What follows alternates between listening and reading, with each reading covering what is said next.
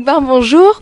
On est aujourd'hui ici à Waterloo, à votre local de campagne, car vous êtes candidat sur la 8e circonscription pour les législatives. Donc, j'aimerais que d'abord vous vous représentiez. Voilà, vous nous dites qui vous êtes, d'où vous venez, puis quel est votre parcours politique. Que je me représente aux élections, c'est ça que vous vouliez dire? Non. Mon parcours politique est assez simple. Je suis maire de Waterloo depuis 2000. J'étais député élu en 1997 dans la 8e circonscription, qui n'est pas celle d'aujourd'hui, je le rappelle, puisqu'elle a été redécoupée depuis.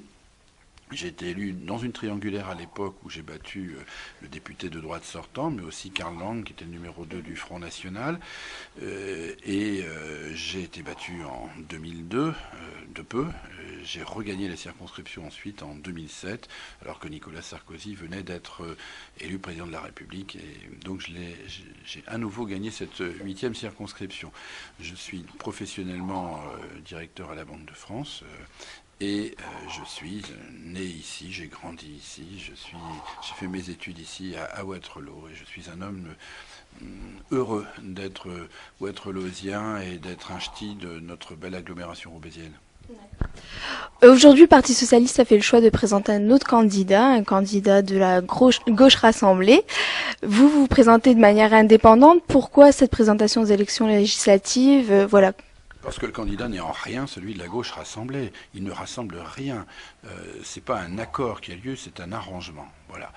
Un arrangement en vertu duquel il a été décidé, parce que les Verts souhaitaient avoir une circonscription gagnante à tout coup, de ne pas leur donner la première circonscription, qui était sociologiquement à gauche, électoralement à gauche, parce que Martine Aubry souhaitait que Bernard Roman soit réélu dans cette première circonscription en échange de sa démission à la région pour faire désigner Pierre de Saint-Ignon. Il a été décidé de ne pas leur donner la deuxième circonscription, où pourtant Bernard de Rosier, le député sortant, ne se représentait pas, et où les Verts, je puis vous le dire parce qu'il me le disait régulièrement à l'Assemblée nationale, demandaient avec insistance cette deuxième circonscription parce qu'ils souhaitaient la candidature d'Éric Quiquet. Ils voulaient Éric Quiquet député, mais voilà, un oukase en provenance de la mairie de Lille est tombé, en vertu duquel, eh bien, ça n'était pas la deuxième circonscription. Martine Aubry, pour être très franc, ne souhaite pas d'un député vert à Lille. La troisième circonscription possible, sociologiquement ancrée à gauche, électoralement ancrée à gauche, c'était la 8e circonscription. Ben voilà, vous avez fait les conclusions, c'est la 8e qui paye, c'est-à-dire qu'on a demandé à Roubaix et Waterloo de payer ce que Lille n'a pas voulu payer, c'est-à-dire le sacrifice d'une circonscription. Pourquoi avoir fait le choix de ne pas suivre le choix du PS? Parce que le candidat désigné et le fait de donner la circonscription aux Verts n'est en rien rassembleur pour la gauche, pour plusieurs raisons. Première raison, les Verts, l'élection présidentielle, réalisent dans les deux villes de la circonscription 1,2% à Waterloo, 1,9% à Roubaix. Vous m'accorderez que c'est plus difficile de passer de 1,2 à 50% que sur le socle de 38% que représentent les voix socialistes de la circonscription. Deuxième élément.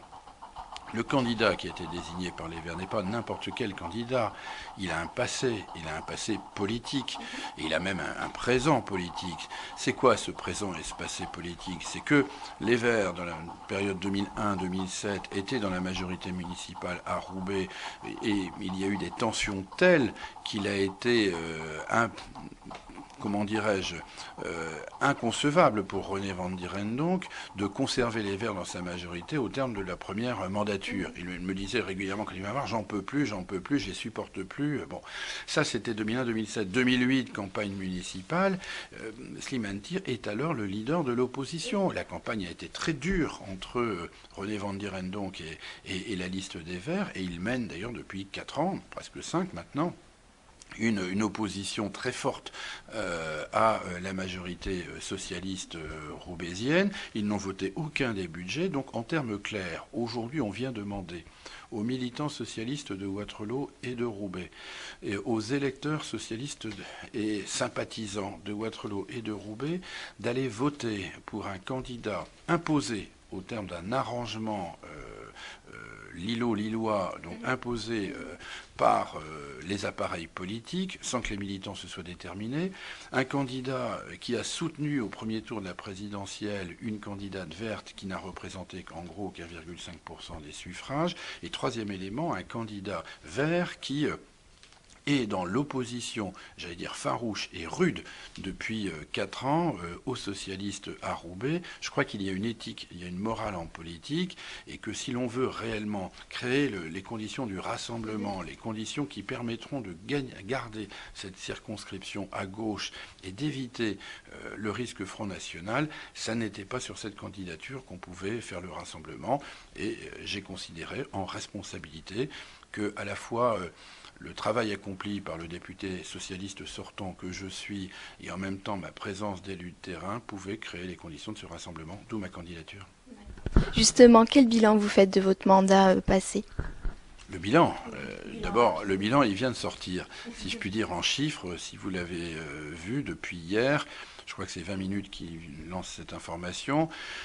Le tableau de bord de l'assiduité des députés à l'Assemblée nationale, issu d'un calcul assez subtil qui reprend le nombre de questions écrites posées, le nombre de questions orales, le nombre de rapports présentés, le nombre d'amendements signés, le nombre de propositions de loi, le nombre d'interventions courtes ou longues en séance, je vous passe les détails, fait que je suis dans les députés du Nord-Pas-de-Calais celui qui, d'évidence, a le plus tenu son rôle à l'Assemblée nationale et donc je crois à représenter sa circonscription et fait honneur au mandat que lui avaient donné à la fois les militants et les électeurs. Donc mon bilan est d'abord le bilan d'un élu travailleur, bosseur à l'Assemblée nationale qui m'a amené à interpeller régulièrement parce que fait un député? Il fait 3 choses. Il est d'abord un homme, ou une femme, mais en l'occurrence là, un homme qui fait la loi. Donc j'ai été, moi, un député d'opposition. J'ai formulé avec mes camarades du groupe socialiste des propositions. On a proposé des amendements pour combattre les textes proposés par Nicolas Sarkozy. On a fait passer parfois quelques-uns pour essayer de corriger les rigueurs de la loi, mais nous étions dans un travail d'opposition. Nous sommes opposés. Un député, ça contrôle aussi le gouvernement. C'est-à-dire que ça contrôle ce qu'il fait et dans cette mission de contrôle, il y a aussi le pouvoir d'interpeller le gouvernement. J'ai régulièrement interpellé le gouvernement sur les incohérences de la politique menée. Je pense aux suppressions de postes dans les écoles, je pense aux suppressions de postes dans les effectifs policiers, je pense à la baisse des moyens pour l'emploi, notamment pour l'emploi des jeunes. C'est vraiment tout à fait dramatique ce qui a été fait. Donc j'ai fait ce travail d'interpellation et de dénonciation.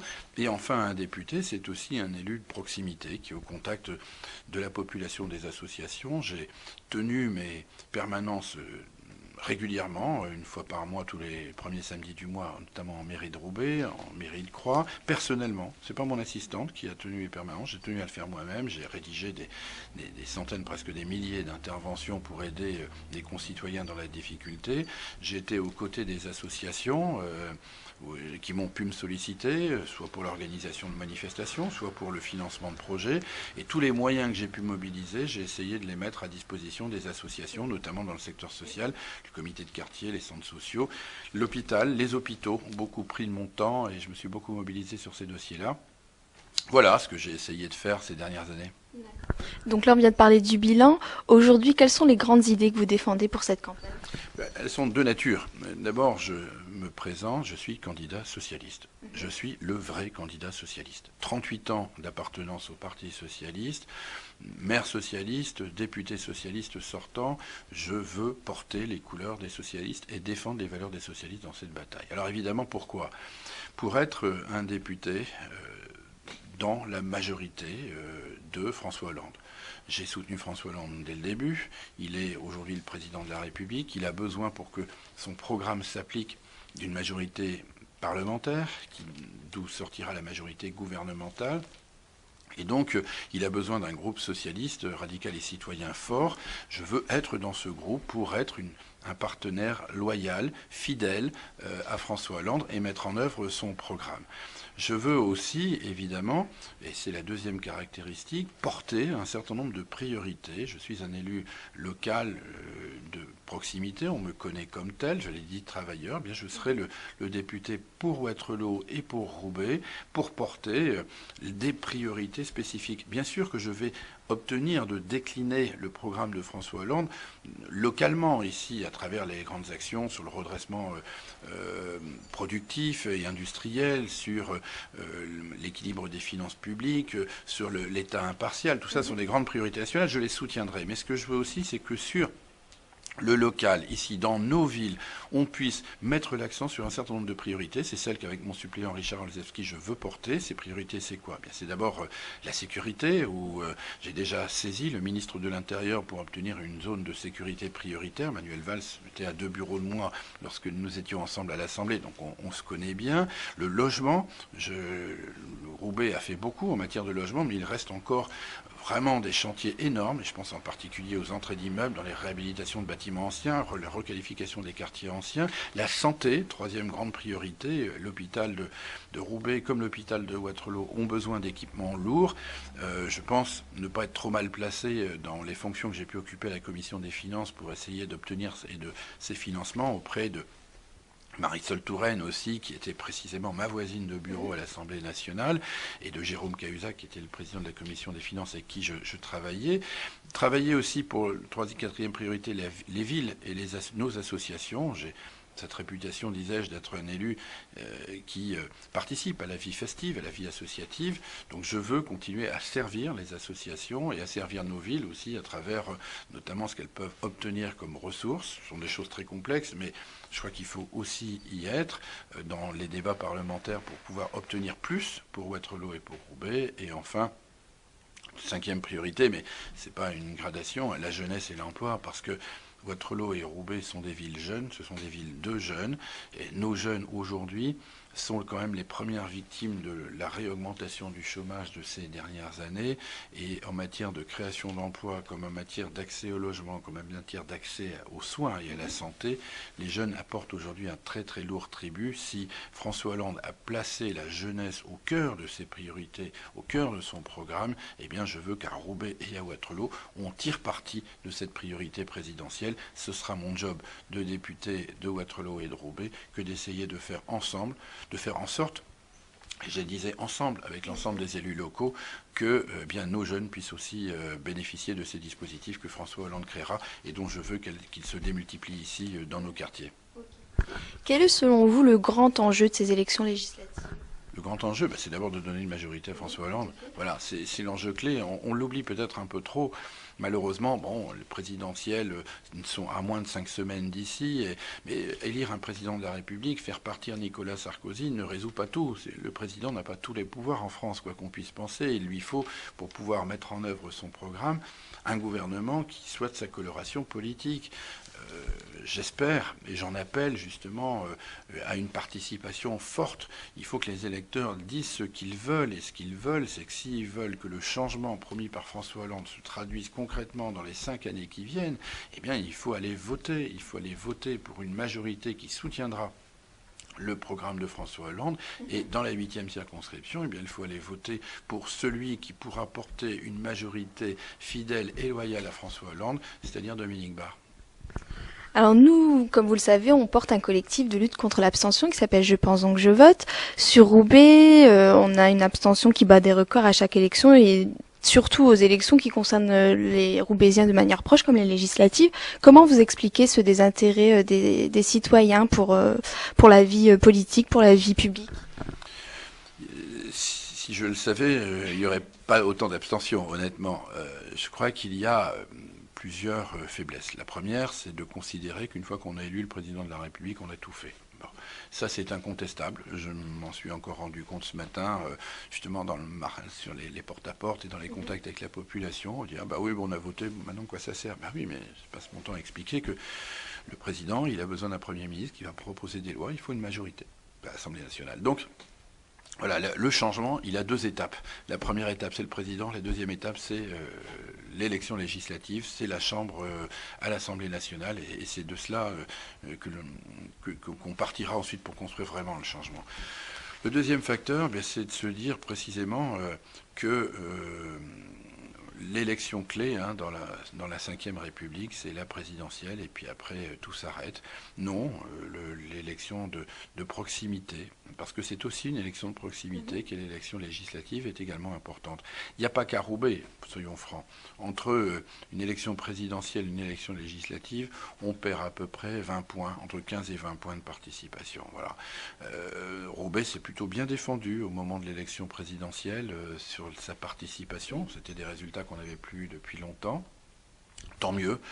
Ça prouve aussi qu'il y avait eu, dans les deux camps, peut-être un peu chez Sarkozy, mais aussi dans le camp de la gauche et du changement, une volonté de s'exprimer. Et alors précisément, moi c'est le message que je vous passe, si vous avez vraiment envie de changement, si vous voulez que ça change, donnez à François Hollande les moyens de mener sa politique.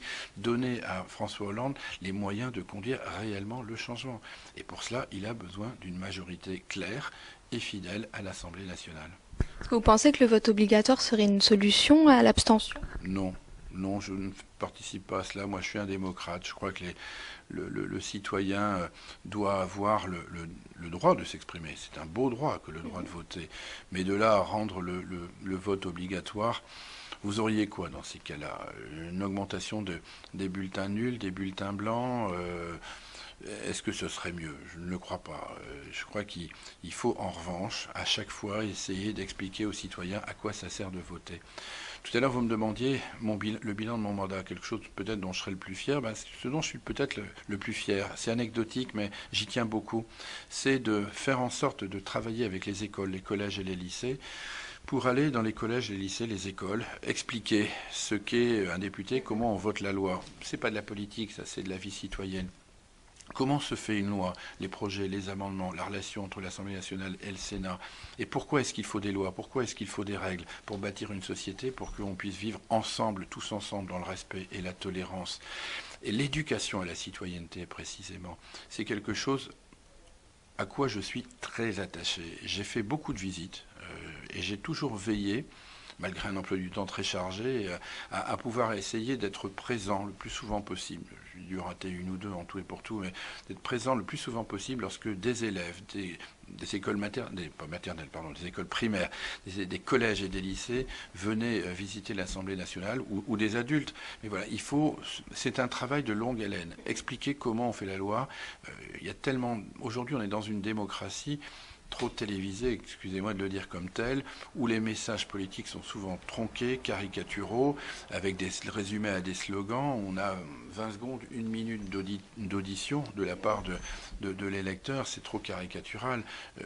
Combien savent comment s'organise une navette entre l'Assemblée et le Sénat? Comment est-ce qu'on vote un projet de loi? Comment on fait les amendements? Donc tout ça, il faut l'expliquer. Moi, je crois beaucoup que dans les écoles, eh bien, c'est là qu'on forme les citoyens de demain, c'est là qu'on les éduque à la citoyenneté. Ils voteront pour qui ils voudront après, mais au moins qu'ils sachent ce qu'ils font et à quoi ça va servir. Je crois que c'est comme ça qu'on vaincra dans la durée l'abstention des adultes. Un dernier message à faire passer aux électeurs de Roubaix-Waterloo? J'ai été très fier et très heureux d'être le député de Roubaix et de Waterloo et de Croix-Ouascal avant que la circonscription ne soit redécoupée ces 5 dernières années. J'ai mis toute mon énergie et mon enthousiasme et toute ma disponibilité à essayer de répondre aux attentes, à essayer de mobiliser les moyens que je pouvais avoir pour aider des associations, quelles qu'elles soient. D'ailleurs, je n'ai pas regardé d'où elles venaient et qui étaient leurs responsables. Dès lors que leur projet était intéressant, j'étais là au rendez-vous. J'étais au rendez-vous des manifestations, quelles qu'elles soient, là encore. J'étais au rendez-vous aussi de bien des détresses humaines, de bien des difficultés sociales. Dans l'ombre, j'ai travaillé, j'y ai consacré beaucoup de temps. J'ai été très heureux et très fier de faire honneur au mandat qui m'a été confié.